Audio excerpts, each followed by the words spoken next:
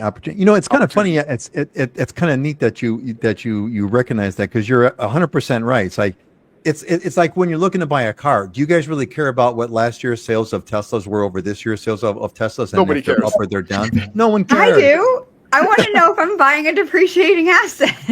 But although I'm hearing it, because percentages are so much easier to hear. When you're having to compare like the numbers, and that's just much harder. 2% less, 9% more gives you a clear understanding. Giving numbers, it's hard to track.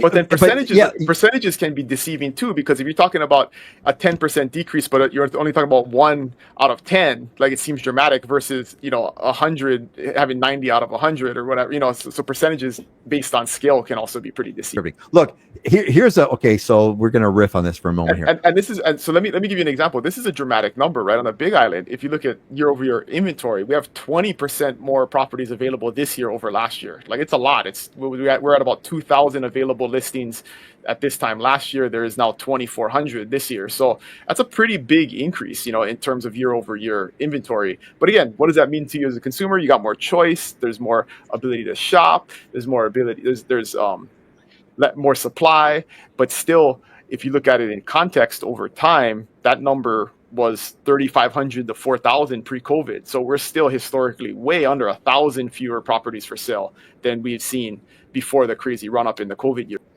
I think it impacts your experience as a buyer as well, because this market compared to like 2021, for example, when we had virtually no inventory, everything was selling right away, multiple offers over asking price.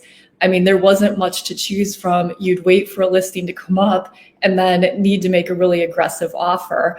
In this market, buyers are able to shop around and compare different properties.